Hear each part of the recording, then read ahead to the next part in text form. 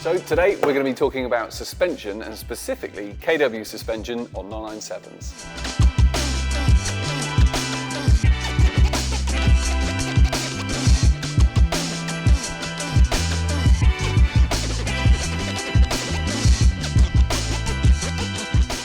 So thankfully for today's video, it's not going to be me doing all the talking. I've got Richard Good here from KW. Rich, tell us a little bit about yourself.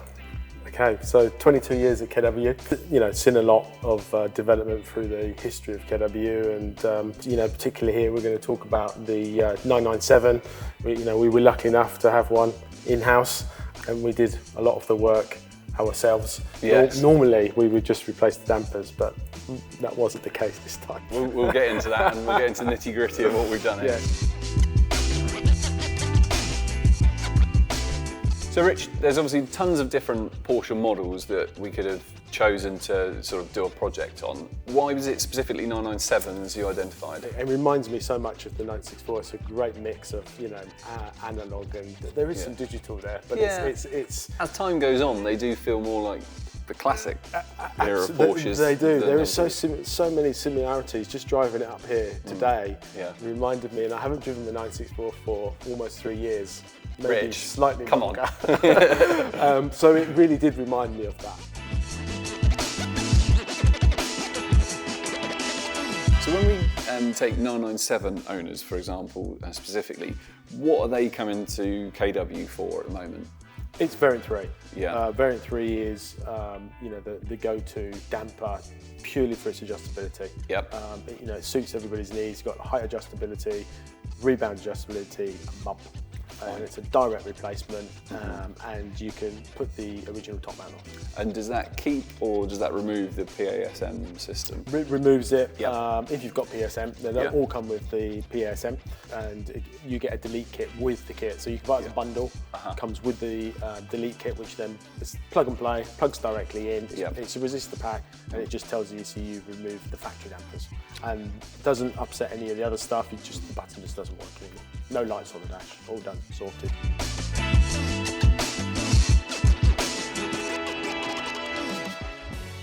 So when we replace the suspension on these cars, what people don't realise is, as well as obviously the lovely new hardware, there's a lot of ancillary items that can sometimes cause you trouble. Yes. Tell us about your experience. Well, you know, it was. There was some rattling actually from the car, but we thought the Variant 3 will take care of that. You know, so our aim was to get it up on the ramp and do what we do. Yep. Fit a Variant 3. Yeah. We found some other things, unfortunately, which caused us a little bit of a headache. Bearing in mind, you know, we're not a full-time workshop. We're not Porsche specialists. Yep. You know, we manufacture dampers. They're manufactured in Germany. So we thought straightforward replacement, direct done. But wasn't the case. You know, the suspension was tired, and it's not to say that you're going to buy a 997 that's going to have tight suspension.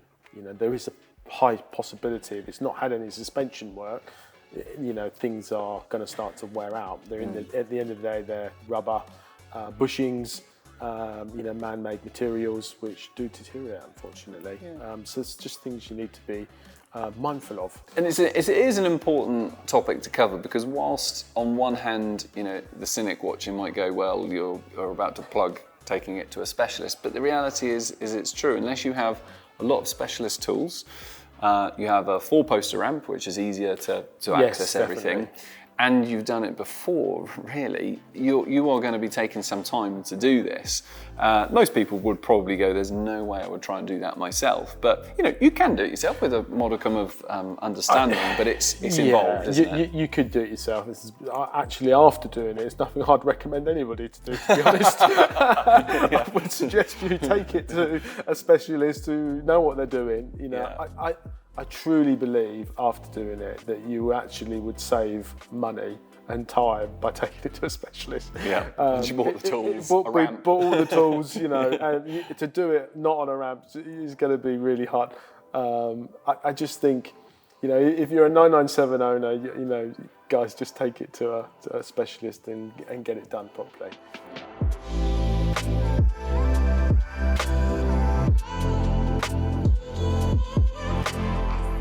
Dan, so we've worked a long time with KW, Yes. certainly with RPM. Yep. You know, how long have you been here? 15 years. 15 years? Yeah, since an apprentice, so Wow. a very long time now. Okay, so you've fitted a few KWs? Yes, loads.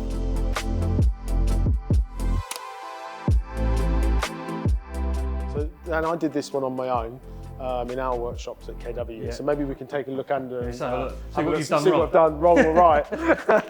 Same as what we were talking about, we Yeah. replaced all the arms. So anti-roll bars, Drop links. yeah, drop links, replaced them. I think I put them around the wrong way to start with, so hopefully they're around the right way now. Yeah, they are. But other than that, I've copper slipped everything with a ceramic grease going in, so it should make your life a little bit easier like doing them. Otherwise I'll get used to it. Yeah. Okay, so good luck with the back. Fronts, again, lower arms, Yeah. original. Everything on the front is actually original Porsche ones, Okay. apart from these ones here. The track rod ends. Yeah, track rod ends. So I had new track rod ends, and also replaced the ones going into the steering rack. It probably drove even better, didn't it? Even driving it here. Even there was no rattling or anything. Yeah. So I mean, it's done. When we got it ready for the Flat 6 show at Goodwood. Yeah. So we just covered 500 miles now. Oh, okay. Getting up here. Yeah. So it should have done a little bit of settling down, and it's ready for its. It's ready for your magic.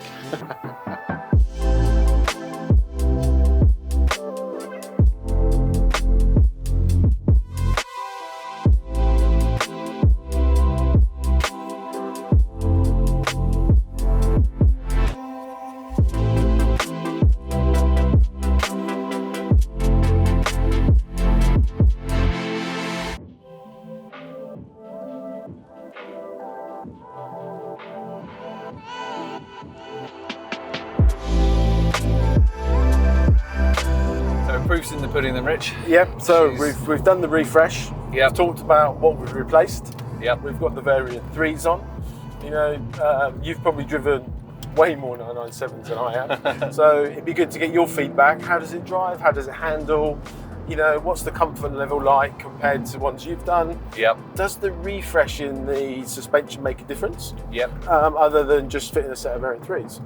Yeah, so I mean, first initial driving experience, dodge the potholes, is that you can feel it's tighter. And what I mean by that is there's the quicker reaction time from an input to the car doing something. So as I turn it into a corner, because all of the bushes are fresh and there's no gap or play in those, its turn-in's really nice. So its ride quality is very good. You find that with all 997s, you get a bit of road noise from the back of the car because they've got the big alloys, and that's nothing to do with suspension, but it's, you know, just observations whilst we're driving. The other things that I normally sometimes would see with a car of this age is that, you know, sometimes on low speed bumps, you'll get, you know, track rods and various bits with play that then translate to noise, but there's no squeaks, no rattles from the suspension. It's exactly as you would hope after obviously investing that sort of money in it.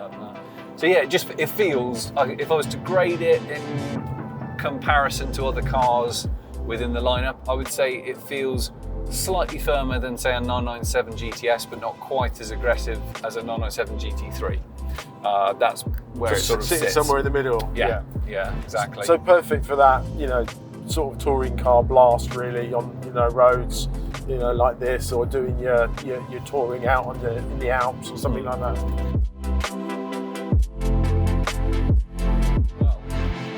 So some of the sort of faster corners, so this is a decent second gear corner, you can load it up a bit.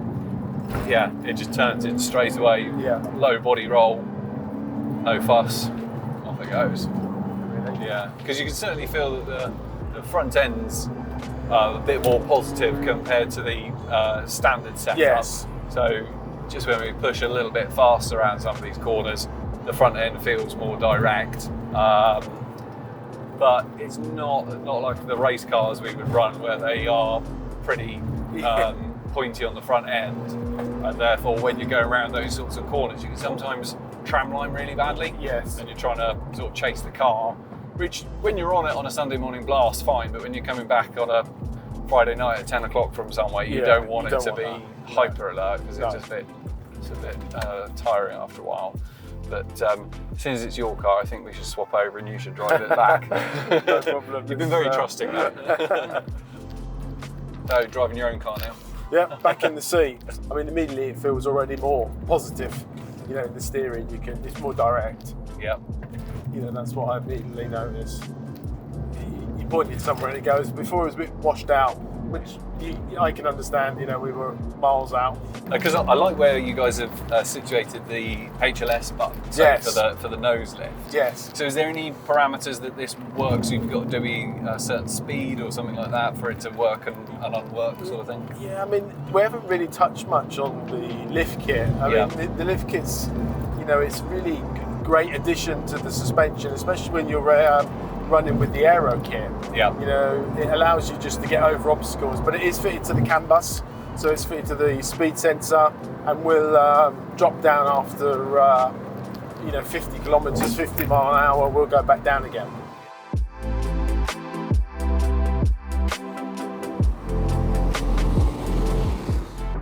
Well, glad to report that in 27 degrees, Rich's aircon is like a bloody fridge in here. So it works from a 997. You know, everything in it is working. We're keeping cool, and we've just been out for a fantastic drive. So amazing. Cool. Right, Brilliant. let's jump out. So hopefully you found that video interesting on all things 997 and mainly 997 KW parts. So thanks to Rich for bringing the car in today and having it set up with us. Stay tuned for more.